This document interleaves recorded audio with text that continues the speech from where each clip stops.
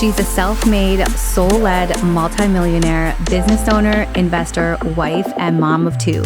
Known as the Millionaire Maker because she shows women how to break free from financial limitations and build wealth that outlives them. Her mission is simple: to empower women to intentionally build wealth for themselves, their families, and generations to come. I'm so excited to have Michelle Rule on the show today. Welcome, Michelle. Thank you so much, Marcia. Thank you for having me. I'm so excited to dive in. I'm so excited to have you here. And just a little backstory is that I found you at an event, and it was at the International Women's Day, and there was multiple speakers, and there was like a really big room, hundreds of women there, and you stood out to me.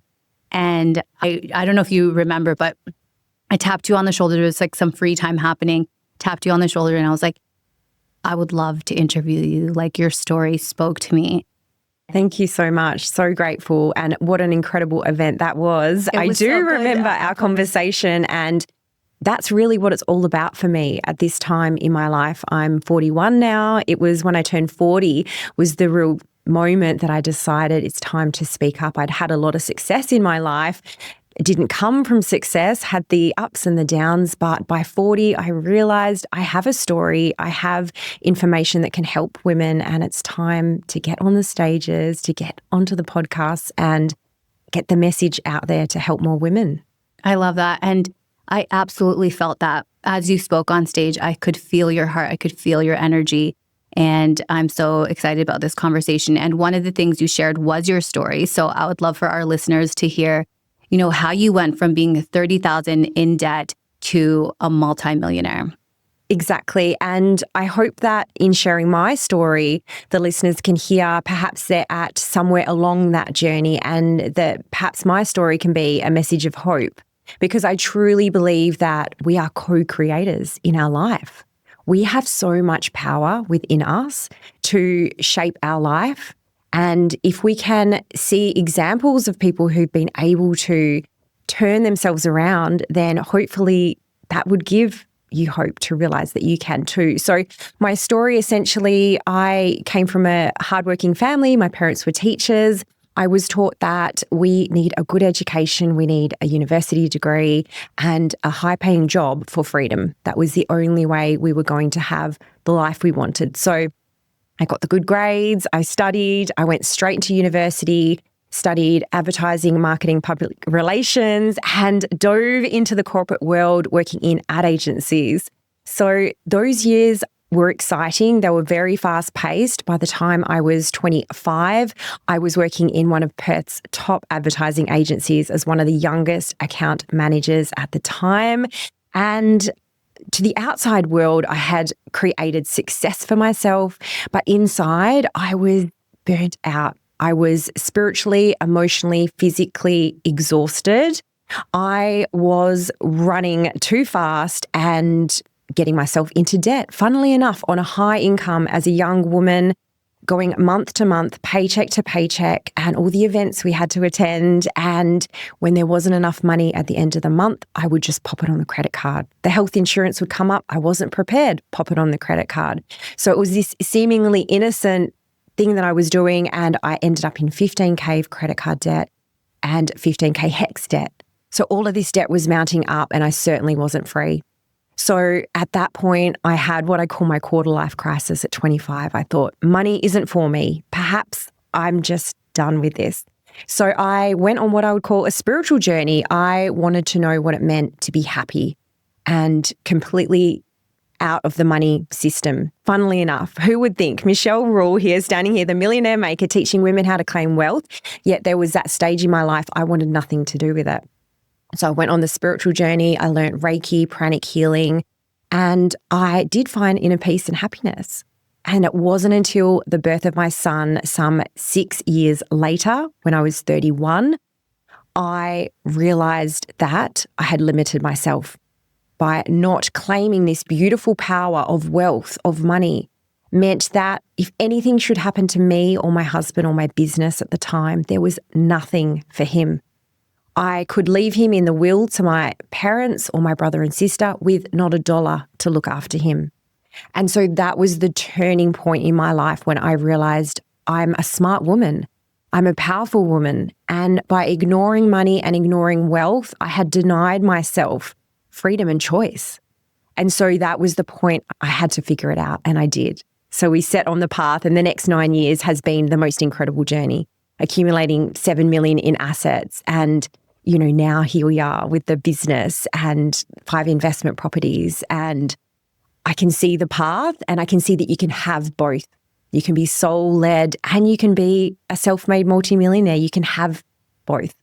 So that's where we are now. And this is the journey that I'm hopefully empowering other women to take too. Oh my gosh, I love your story so much because, how many women would have given up at that point or just kept going down that path of more debt and more debt. And for you to go completely the other way and say, I'm going to go inward, I think just speaks to your character so much.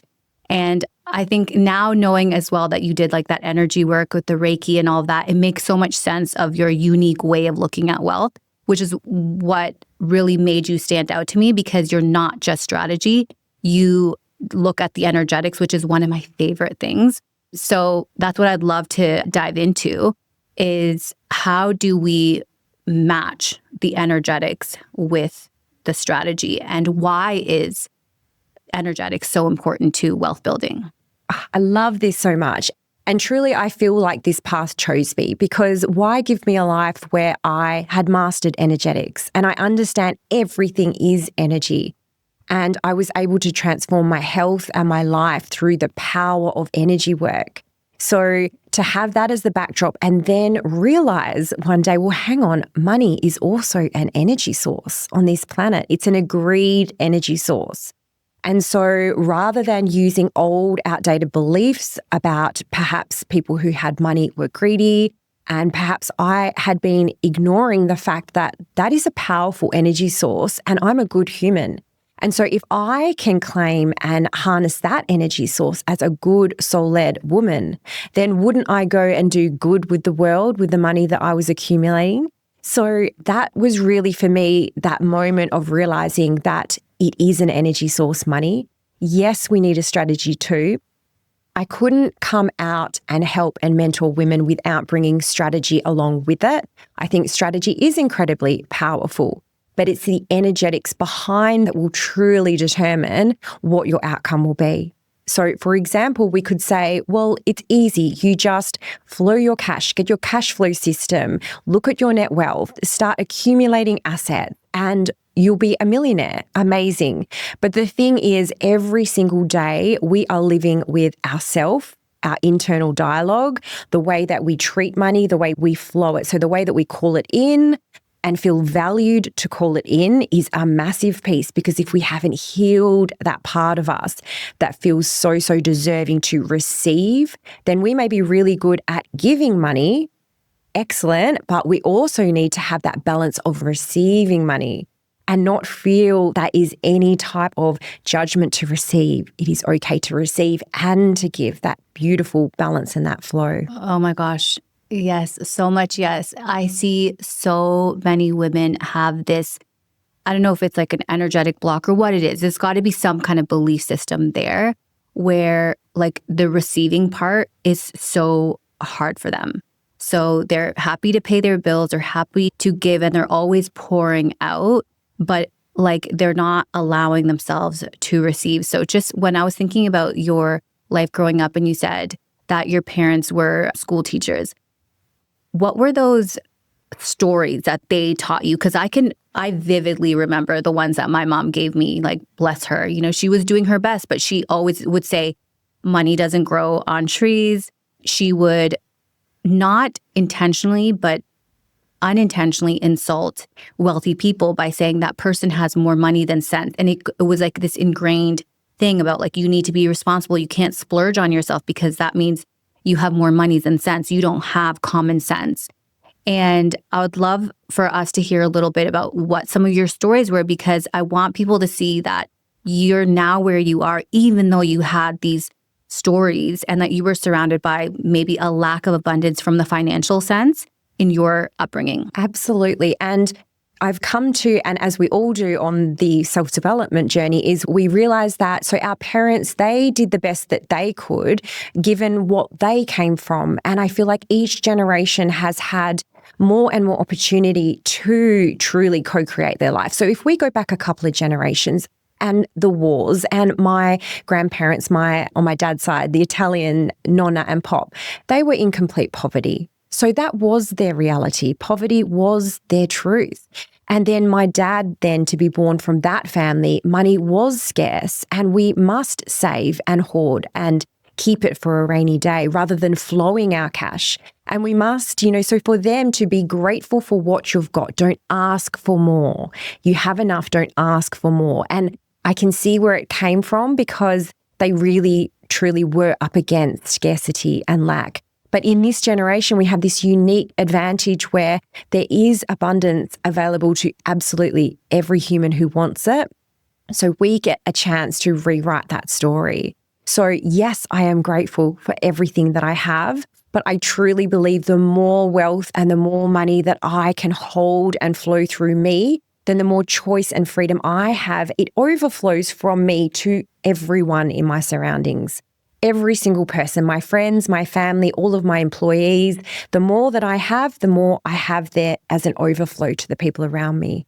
So I think as a woman to realize that you receiving and claiming is a good thing, not just for you, but for everyone to benefit around you. So yes, some of those things that money doesn't grow on trees, be grateful for what you've got. I get it, but just take note of where that might be a limiting belief and we might be capping ourselves. But I do also think that there was always a part of me that knew I could have more. I just didn't know it was okay to ask for more and to actually receive more and to be congratulated for that. So I think that's where I would like to stand really bright and loudly and speak up that it is okay to treat yourself, to look after yourself. And the more that we can fill up our cup and the more that we get to paint the world how we want to. And my clients have queen accounts, and there is an amount of money every month that flows into a queen account, as well as investing, as well as taking care of the family. But you have a queen account, and I want you to then go spend that freely on whatever it is that you want without thinking of the price tag. And this truly can put us into that state of receivership and gratitude for money. And that's where the magic truly happens, when we feel like we are completely taken care of. So that is an absolute turnaround for how to treat money. Yeah, that's so good. And I think that's just a reminder to women, but especially moms. I don't know if you've noticed, it's sometimes when we become mothers, we focus so much on our children, but it really is about thinking about, well, what was our upbringing like, and doing our best to move that forward. And I love your point on that, our parents, our grandparents, they did live in a different time. So when I think about my mom, she was born like after the war. She was a little bit older. Here in Australia, her parents were farmers. Like, they really struggled. So I remember growing up, everything, when we went out to eat, it was about how big are the portions. Yes. Legit. Like, she was like, let's go there. They give you big portions. It wasn't about the quality of the food. It wasn't, did we actually like it? Was it delicious? It was like, how much could they give you on a plate so we would go to like Chinese buffet. So that was a mindset shift that I had to make growing up of like, no, Marcia. And I know it sounds so simple, but it was actually a shift that I had to make. It was like, it's not about how much is on your plate. Like, do you love what's on your plate? Like, do you really want it? And that was such a big shift for me. It sounds so simple. I love that so much. And even in the way that we treat food and the way that we treat money is actually very similar, interestingly enough, because are we coming from lack or are we coming from overflow? So even in the way that I purchase things, and I love to shop, I do now. And I think as a young girl, I loved playing dress ups, and I'm a jazz tap dancer. I loved being on stage. So I think this is naturally just who I am and what lights me up. But for so much of my life, I felt that I couldn't purchase things for myself, but yet we could go over to a discount store and buy 100 little things that are cheap that we don't actually want, right? Rather than actually stopping all of that uselessness and lackness, just more. Well, what do you truly want? And if you want is a higher ticket product, but that is what truly lights you up, then I say absolutely go for that. But too often we think, well, we can't have that, so let's get 1,000 little things, rather than actually looking at, well, no, you have your Queen account. You can spend that on whatever you like. So you can have that money pooled there and then go buy the beautiful handbag, whatever it is that you want, and feel completely grounded in that. And it's not a waste. Any money that we're spending on ourselves that lights us up and brings us joy, there's no guilt related to it. That is a beautiful place to be. I believe every mum, every woman deserves that. Yeah, I love that. So I have this thing around like clothes and items, like everything has an energetic frequency. Like this has an energetic frequency. Everything has a frequency. And I don't know what it is, but for me, when I invest in nicer pieces, I feel like the energy of that piece is different. Maybe it's something made up in my mind, but it means something to me when I have something that I know is made of really good material and I'm trusting that it's made in great conditions, like energetically for the workers. But there's something about it that feels abundant. And there's something that doesn't feel like abundant when I know it's like totally mass produced. Not that there isn't a time and place for these certain buys, but if my whole wardrobe was all just like these items, there's just something that doesn't feel abundant to me. And I just feel like I would rather have one really nice quality shirt. And like my husband hears this all the time. I'd rather have one really beautiful piece and 10 of those pieces that are poorly made. I mean, even with handbags, like you know as well, it's like a Louis Vuitton for me. I have one of my favorite bags, over 10 years old. It doesn't even look that old. Whereas you can get a bag that is much cheaper and it looks old in like 6 months. So for me, it's like an investment. And I feel like I value the thing that I'm bringing into my home. It's adding something to my space. It's adding something to me. And it just, it makes me feel abundant. So absolutely. And it's because everything is energy. So of course, when we have reverence for something, and this is where I grew up hearing that luxury items, they're a waste of money. And I don't believe that. I believe that it's whatever it means to you. So it has to align with our own value system. But like you say, rather than having a wardrobe stuffed full of all of these clothes that have no meaning to you, to have a curated set that you love and that you feel good in and that lights you up and allows you to go out in the world and bring your best energy to every room. Truly, to me, that is the abundant mindset. That's the abundant energy. And so that really is the place that we get to play in. But if we are restricting our money or we don't feel deserving of spending our money, then we're not going to get to that place. So truly, in order to have mastery over our energy, we need to allow ourselves, yes, to receive, but also yes, to flow and spend on what we value with absolutely no guilt attached. Because guilt, as we know, is one of the lower vibrations. So guilt and shame, and I work with my clients on this, is guilt and shame is that lower vibration. It is a money repellent. It will repel money from you. Guilt and shame is not a receiving energy. It is a small, closed off energy. So the opposite of that is pride, feeling good about yourself. And when you go into a space of pride, feeling good about yourself, you walk into a room open, ready to receive. And funnily enough, that is the abundant energy. So really, we need to take women from that closed off, shameful, I shouldn't spend, I shouldn't on me, to actually open up that queen energy, feeling good about yourself. And that is where we become truly aligned to, and I can attest to this, the opportunities that magnetize to me, the money, the wealth that magnetizes to me now, it's amplified more and more. The more that I am in alignment and accepting that wealth is a beautiful thing. And I will do good things with wealth, rather than I'm not sure I can hold it, I'm not sure I'm deserving of it.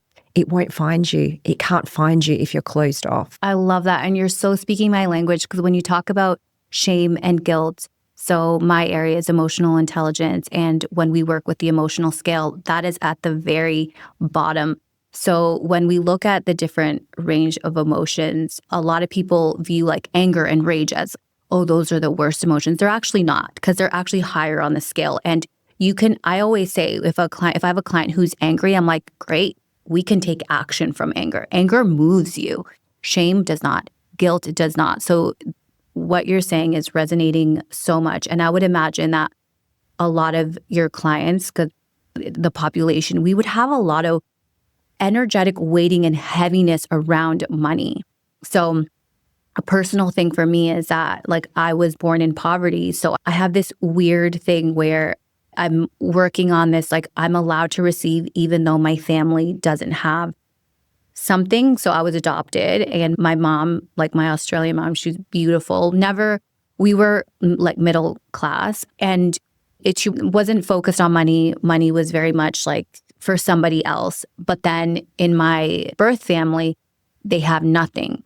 So it's like there's this guilt that I've worked on a lot to be like, exactly what you're saying before. If I receive, then I can give. I can't be generous to my family if I don't have anything myself. And that's the balance of like going over from feeling guilty about receiving and like I shouldn't share what I have because sharing publicly what I have because it will look like I'm being insensitive to people who don't have as much, and going into the energy of I can't help others if I'm not willing to receive myself. And I think that's been a really big shift that I've done over the last couple of years. And it was a hard shift because, like you said, that guilt and shame is really heavy. I love that so much. So to touch on so many points there, and even visibility is a big one, but also it's putting our oxygen mask on first. Now, us suffering in lack is not going to help the next person who's suffering in lack. If we are just all trauma bonding over suffering in lack, okay, you might have more acceptance because people relate to the struggle, and you can see people will get in their money struggles. And I've even said that this is another blocker of abundance. If you are bonding with others over struggling over money, I get it. We all want to relate to, the cost of this and the cost of that and the petrol. I understand where it's coming from, but that is actually a signal out to the universe that this is my reality. That money is hard, that things are expensive. I can barely say the E word now, expensive, because I don't see it that way anymore. So truly it's about saying, well, me being in lack is not going to help the next person who's in lack. So yes, I want to go and save the entire planet, I do. But firstly, I must put on my own oxygen mask. I must truly heal my own relationship with money, as if money was somebody sitting next to me. So how am I treating that person? So if money was a person and they're sitting right next to me now, what am I saying to them? Am I angry at them? Am I annoyed by them? Am I frustrated that they weren't there for me when I needed them? Is there any type of distrust? Do I not trust that you're going to come back? So that really is where it needs to start. So if we are continuing to perpetuate that negative relationship with money, then we were going to get more of the same. So really we have to at some point draw a line in the sand and say, what was? Yes, perhaps I didn't have it growing up. Yes, I can see the inequality in the world. And yes, I wish I could change it all. But the way that I'm going to do this is by healing myself first, healing my relationship with money first. I'm going to bring money on my team. I'm going to make money my best friend. Like money and I are going to hang out. We're going to build businesses. We're going to make all these beautiful things for my family, for my community. We are going to show up. We're going to be proud and loud, and we're going to show people how fun it is to co-create. So money now is on my team. And every day I wake up, what are we going to do today? Because I truly feel that money is that energy source that wants to co-create with you. But she won't. I see it as a she. Some people see it as a he. But of course, if you imagine that you are speaking badly to money and you are complaining about money, then she doesn't want to have anything to do with you as much as you don't want to have anything to do with her. She's not going to come and hang. So it really is actually, we're going to flip that. And even if that starts today, like today, just say, right, I'm going to imagine I'm waking up and my best friend is money. She wants to show me how good life gets to be. Show me how good it gets to be. Like, take me to the magic. And she gets excited because it's a creative energy. It's actually a building energy. And so then you get to work. Okay, so tell her what you want to build. And it doesn't come from sitting back watching, Netflix and doing nothing with your life. Money will flow to you the more that you're on your purpose and living and moving and creating and building. And actually, it's a moving energy. She will come to you. Like the more people you serve, the more your capacity to attract in wealth. So she wants to get to work. Now, the visibility was the other piece I picked up that I'd love to speak quickly to, because money does require you to be seen. Because if we are hidden, we cannot be that open flower.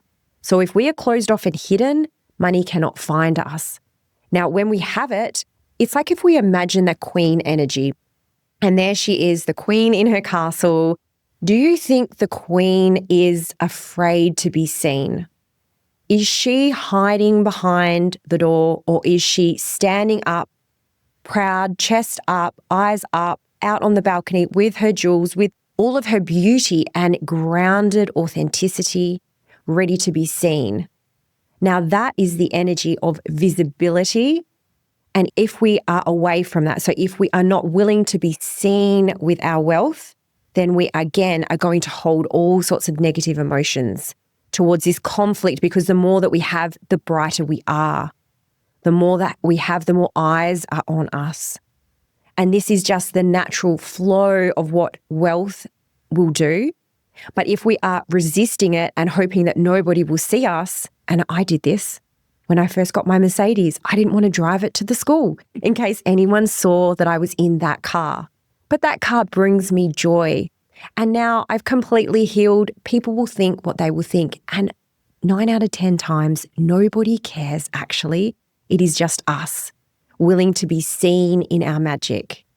So now it is, okay, this is my car. I have fun in this car. These are my clothes. These are the things that I love. And I'm okay to be seen. And so with many women, when we start to work on visibility, that is the missing piece to them truly calling in their next level of wealth. That was so good. That was so good. You spoke, queen energy, you spoke to my soul, because so much of what you said was just landing. And I know from the clients that I've spoken to and the things that they tell me, it's like, that's exactly it. When you're talking about you put the oxygen on yourself, it's what I tell my clients too. It's like, dimming your light isn't going to help anyone else shine any brighter. Like, by you shining as brightly as you can, you're going to inspire all those other women around you. And yeah, that was just so good. So good. I'd love to move into the how we can support business owners. We have a lot of business owners that listen to the show, and most business owners, especially when we're getting started, our priorities are, how do we increase cash flow, revenue, profit? Why is that being our only focus for wealth building? Why is that a risky choice? Wow, incredible. I see this. So business is a beautiful vehicle to channel in the abundance, to channel in money. Absolutely. Business can be one of the most incredible things that you can embark on in terms of actually allowing you unlimited wealth. It is not capped in a business. So it is incredible that we are looking at cash flow. We are looking at profits. Yes, amazing. But if we are only focusing on sales, on profits, then what? And of course, everybody would wish that perhaps one day they'll build the company and someone will come knocking on the door and offer them an exit fee, a buyout. So here's the 10 million or the 100 million for your business. I would love to buy it. Okay, amazing. But if that day never comes, if actually business is the vehicle to funnel cash in, but that is not actually where wealth is created, that is cash flow. So I see wealth as sort of 3 wheels. So we have our cash flow, a healthy cash flow will have us feeling wealthy today. Everybody loves cash to spend, right? So we need to have the cash coming in. Then we also need to have assets. Now, assets is really, truly where wealth is created, because assets are where your money grows. It's where it goes to grow. So it's like me taking cash, the beautiful cash, putting it somewhere to grow without me doing anything, without me trading time for money. So when I'm purchasing an asset, I'm purchasing something that is now working for me while I sleep. whether I'm on vacation, whether I'm wherever I am, asleep, awake, it's growing. It's actually working. It's like a workforce. So every dollar that I take in cash and put over into an asset, it starts to grow. Now, what percentage that grows depends on what you've invested in. So, property, perhaps you'll get around 8% here on average in Australia. The share market, slightly higher than that. There's all sorts of, you can invest in other businesses as well, of course. But the way that we build our wealth is to funnel into assets. And the way that I have structured my wealth is that I want to purchase assets that are buy and hold to create generational wealth. So we started with 1 property, ended up with 2, 3. Now we're at 5 investment properties. Our 5th is about to be finished being built, which is amazing. And then we'll look to number 6. We'll probably get possibly up to about 10. And then we might look to other types of investments. But the way that I see that is my generational wealth. So what my assets do for me is grow by 5 to 6 figures every single month with me not doing anything. Now, my business is also producing hundreds of thousands of dollars in cash every month, and then a profit comes out of that. But if I only take the profits and I spend them or I reinvest back into the business, then I have a high risk over here. So business is high risk, high return, amazing. But if something should happen to that business, there are no guarantees over in business. Now, I love business because, again, it's an exponential opportunity to earn. And I feel like as if you can dream it, you can create it. So absolutely be a business owner. But we really need to be thinking, okay, if that business had to shut down tomorrow, of course, we don't want to think that way. But if it did, what do we have to fall back? Where's the parachute? For me, if I had to shut my business tomorrow, even though it's bringing in close to $3 million a year, but if I had to close that business for whatever reason, over here, my asset portfolio will sustain me and my family for the rest of my life. So I essentially have financial freedom. So that's where I like to look at business as the vehicle towards wealth. So call it in through your business and then set up a portfolio, shares, assets, superannuation, whatever you want to decide to grow your money. And that happens then while you sleep. So you're hard at work in your business. Don't let that be for nothing. Don't let that just fizzle out. Yeah, I love this point because it reminded me of, your opening story where you said you're in your 20s, you're doing great in your career, you're earning a great income, yet you are in debt. So it's not a cash flow thing, it's a strategy thing. Because often when we earn more, we tend to spend more unless we have a plan. I did the exact same thing as you. I was kind of laughing because we did kind of parallel things. Like I, went to university, had a really great career in my early 20s. And then, I became a mom at 31 as well. So yeah, it's just, there's some parallels there. But if you, when business owners are only focused on earning more, if you don't have a strategy, you will find a way to spend the money. Like I have been there too, where you bring in the money, that you can increase the money, and then you're like, okay, I'll spend it on that or I'll invest it here. But having a defined strategy of where is this money going and how is this going to serve us long term? I do have a side question because out of my own curiosity, is there a reason that would you say that property is your main asset base?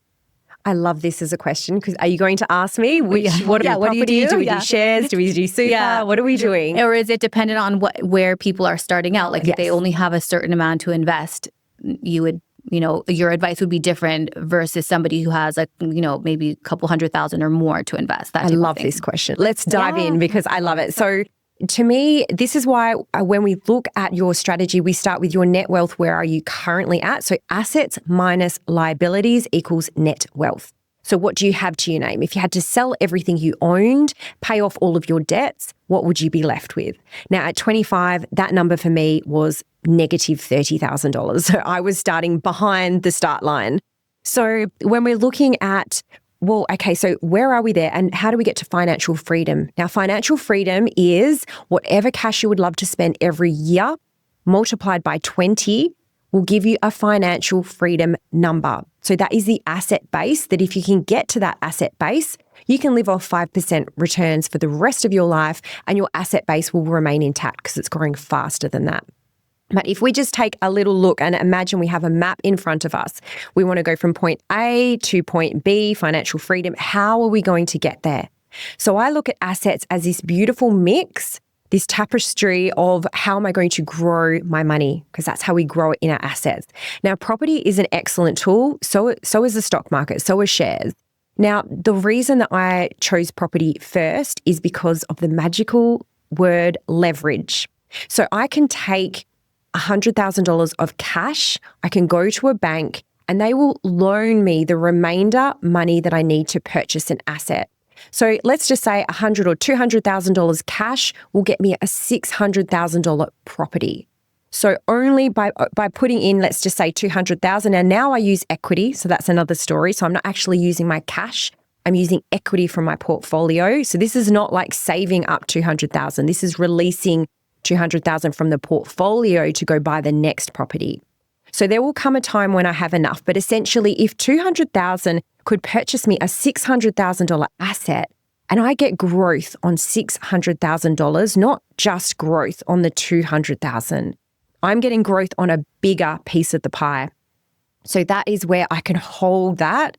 The banks will allow me to do that through leverage, which is incredible. Now, as my assets grow even more, I have more equity. The banks will say, well, we can actually release another $200,000 and go buy the next one. And you're actually able to hold a bigger asset base. So now business is about $2 million, property is about $5 million. So I'm able to hold a $5 million property portfolio based on the fact that I could use smaller deposits, 20% deposits, and then equity release.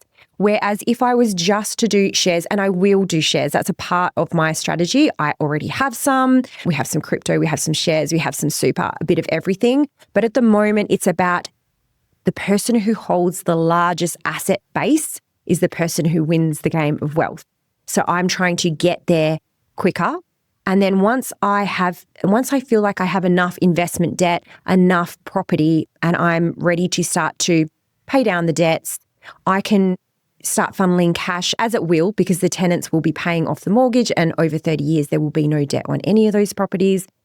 But I've purchased enough property. I don't want to leverage anymore. I can start funneling over into shares. So that's just my personal way of looking at it, that property comes first because I can leverage and I can hold a bigger piece of the pie. And then when I feel like I've got enough leverage over there, I'm going to start funneling more into super, into shares. I love that. And that makes a lot of sense.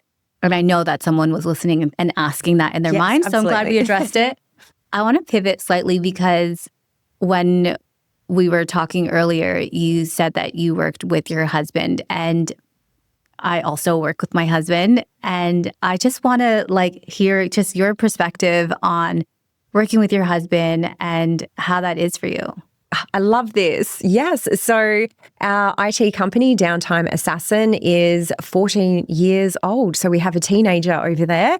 And essentially he came to me and he said, this is right after we got married. So he supported me at 25 when I said, I want out of the advertising industry. He said, take some time. You need it. I'll support you, which is incredible. What a gift. We weren't married at the time. Then when I'd actually started teaching in the meantime, so I was a teacher, a primary school teacher. I was looking for my soul-led work. I, wanted nothing to do with money, just bring me to my purpose. So then then we got married, and then he had some long service leave, 3 months. And right before we got married, the date was coming and he said, I want to quit my job. And I thought, hang on a minute, we're about to get married. No. And he said, look, I want to start my own IT company. He was in the IT department. He was heading up the department there. At the time, there were lots of layoffs in business. In Australia, we were going through all sorts of things in business. So this particular business had gone from hundreds of employees down to 50 employees. And he thought, this is risky. I need to look at where's my security. So he took his skills and he said, I'm starting a business. Will you help me? I thought, sure, I'll help you. I mean, how much could be involved in starting a business? So what started out just helped me register the name and helped me send some invoices. Next minute, I quickly realized it was the two of us against the world, building a business together. And I actually loved it. I loved being the one to support him. And then we realized, well, he's the tech skills and I was the businesswoman always. So actually the two of us were like magic. And why not? Who better to go into one of the most challenging things that you can do, which is start a business, but also one of the most rewarding things. And who will understand what it's like to be on the inside of a business? Nobody understands that. So the fact that you get to do that with your partner and have those conversations, and yes, we do. We'll go out for date night, we'll have dinner, and we will say, how about this or how about that in terms of what are we growing in our business? Because we love it. We live and we breathe it. So I think it has been, although I didn't ever see myself going into business with my husband, the 14 years has been an absolute blessing. And I truly believe that is one of the reasons we've had so much success is we have each other's back and we are building something beautiful together. Oh, I love it. And like you were saying before, is that some people are like, oh, how do you work with your husband? And I think when you work with your husband and you love it, it's really just a sign of a great marriage because you're in it together. Like I was telling Dan the other day, my husband, that, whoever brand were to succeed, like we don't care because I feel like his success is my success and my success is his success because we're that invested in each other. And I think that's really beautiful. And so, yeah, I know that a lot of people would love to have their partner on board with their business. And I love to share like a success story where obviously this has been working for you guys so well. And he must be so proud of what you're doing now with your personal brand. He's my biggest cheerleader and I am his biggest cheerleader. To me, it is the two of us and our family unit, our empire against the world. We are here building and growing. And at the end of the day, you come home to each other. So to have somebody that you can absolutely trust with everything right there beside you, it sort of gives you superhuman powers to take on the world. So I think, if you have a partner that wants to be in business with you, I think it's an amazing thing. And for me, I think his energy and my energy, the king energy, the queen energy, it just works together. I love it. Oh, I love it so much. One of the things when I tapped you on the shoulder at the event, I said to you, like, I need to interview you. I would love to have a collaboration with you. And I invited you to come on the Academy and you said, absolutely. And I was like, what a generous person. And I'd love to know, what does legacy mean for you now? And this is it. And this is why I'm so great. Every single opportunity that comes to me, I am so grateful. So absolutely, I would love that. I would, because what good is my success, or what good is having gone through these struggles and figured out what works in my life and have created success if it is not to be shared? So I think turning 40 for me was an energetic switch. It was a moment to take stock of where I had come in life and also to have a really deep think about what I want to do with the rest of my life. Because if 40 years can pass, then another 40 can. So it's really important to me that I'm intentional with my time and my energy. Whatever time I have left, I want that to be of purpose.